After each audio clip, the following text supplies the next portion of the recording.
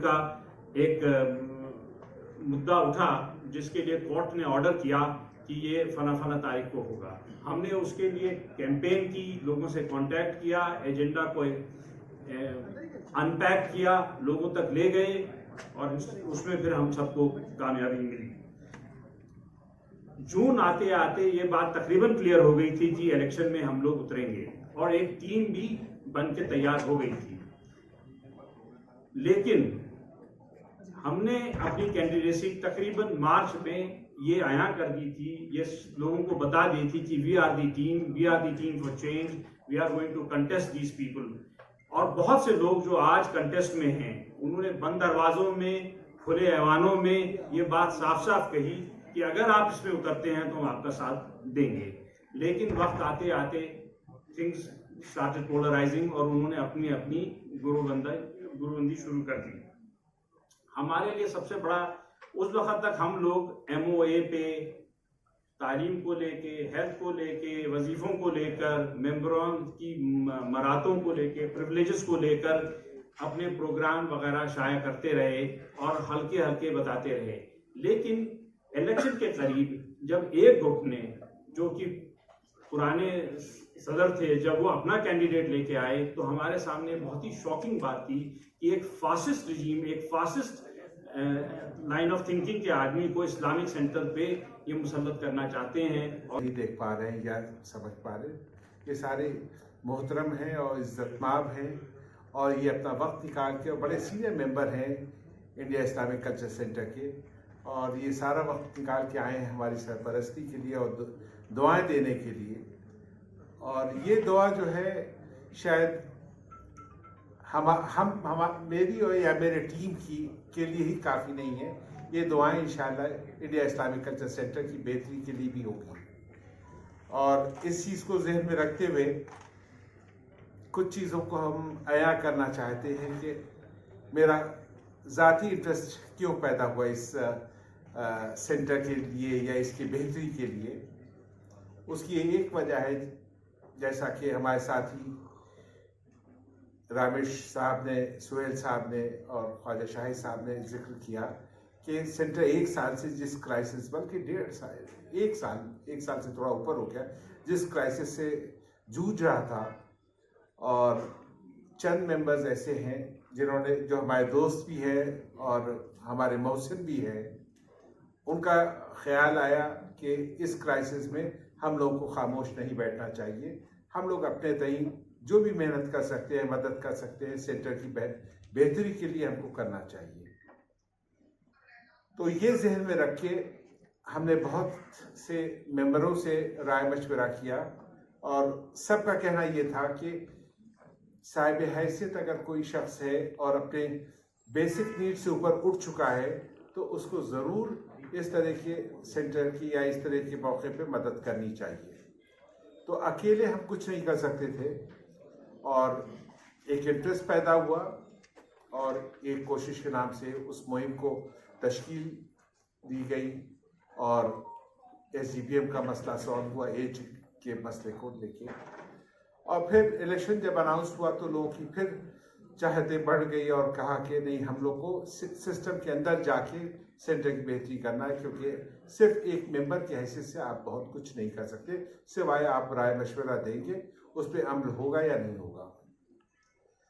तो इस क्राइसिस को नज़र में रखते हुए कि जिस तरह से कोर्ट कचहरी आपस में, ताना कशी आपस में, जिस तरह की डिस्प्यूट्स और डिफरेंसेस देखे गए हैं, तो उससे बजन होके हमको फैसला करना पड़ा कि हाँ, हम भी आपके साथ तैयार हैं इस सेंटर की बेहतरी के लिए, लड़ने के लिए, वक्त लगाने के लिए, अपने रिसोर्सेज लगाने के लिए।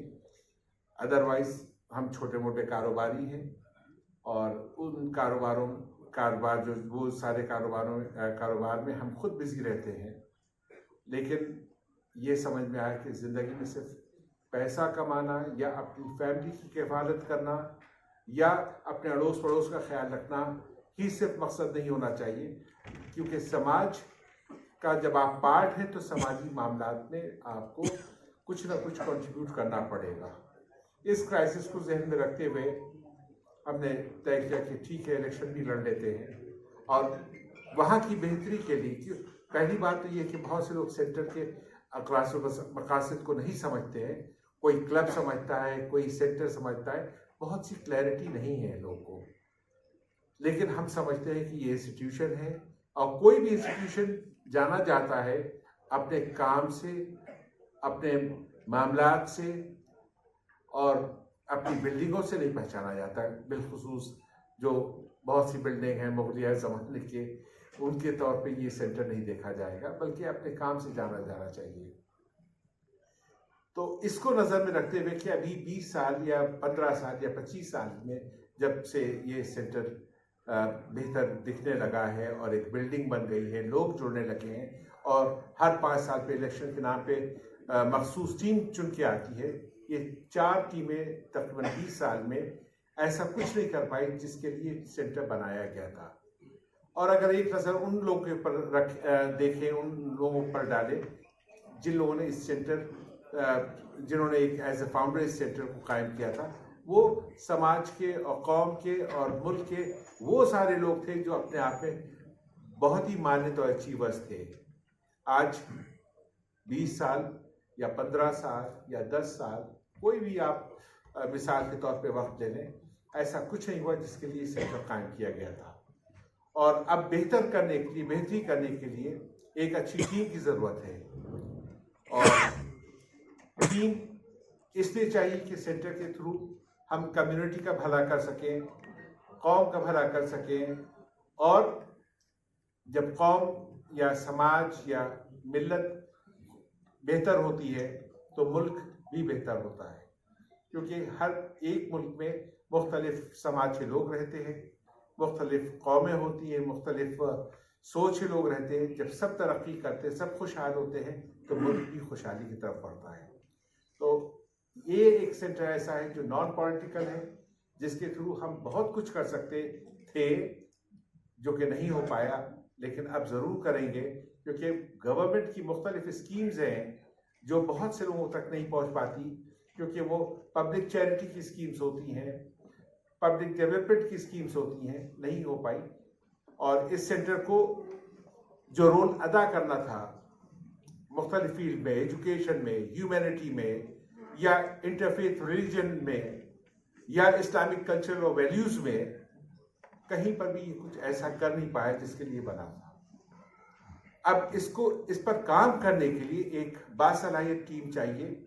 मुख्तलिफ शोबे के, मुख्तलिफ डिपार्टमेंट के, मुख्तलिफ क्वालिफिकेशन के, मुख्तलिफ तजुर्बे के लोग चाहिए जो इसके अगरास व मकासद को कायम कर सकते हैं। लेकिन उस वक्त हमें एहसास हुआ कि बहुत लोगों को ये लग रहा था कि अब शायद they can get there foot in the door, थोड़ा सा दरवाज़ा खुला है, वो क्यों ना उसमें घुसें और अपनी किस्मत आजमाएं।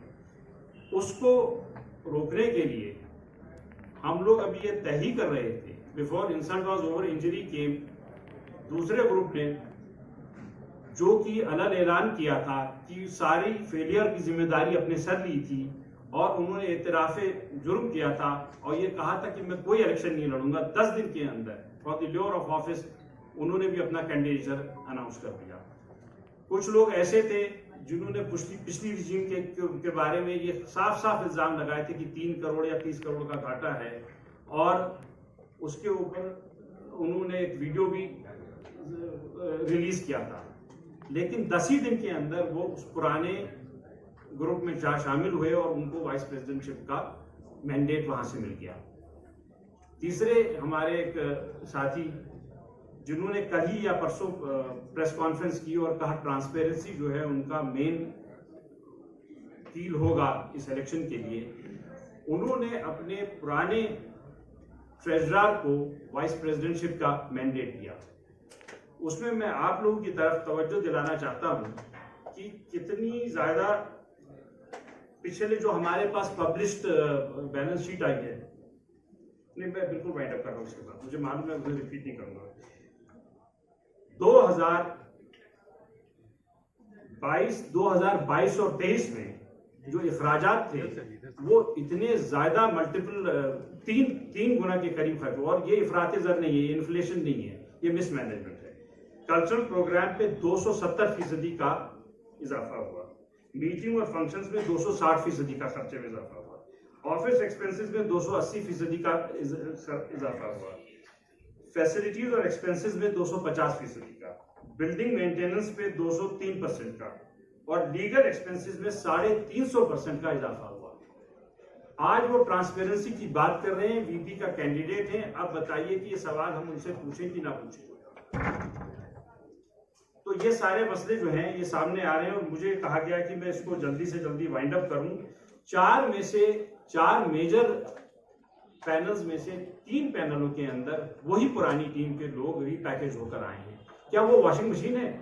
क्या वो पैनल वॉशिंग मशीन है? क्या वो सब धुल गया उनका? ये तो हमने नेशनल पॉलिटिक्स में देखा, लेकिन उसकी छोटी कॉपी और उससे कहीं ज्यादा जद में लाने वाली बात अब यहाँ पर हो रही है। और इस सब में वोटर कहाँ है? It is an insult to the voters' intelligence. आप उसको भेड़ बकरी की तरह समझ रहे हैं। आप जहां चाहते हैं वोट दे देगा, क्या वो सवाल नहीं पूछेगा? हम पे तो यही इल्जाम है कि हम नए हैं, यही हमारी स्ट्रेंथ है। ये नया फेस, ये नई एनर्जी हम इसलिए लेकर आए कि हमारा कोई बैगेज नहीं है, हमारी पास्ट हिस्ट्री कल्चर सेंटर को लेके नहीं है। तो we should be given a fair chance, हमें फुल चांस मिलनी चाहिए। हमारा नया होना ये हमारी कमजोरी नहीं है, यही हमारी स्ट्रेंथ है। और जुड़ने की वजह भी कुछ दोस्त थे और उसके बाद और नए नए दोस्त वहां बनते चले गए। मेरा आना जाना बदस्तूर रहा।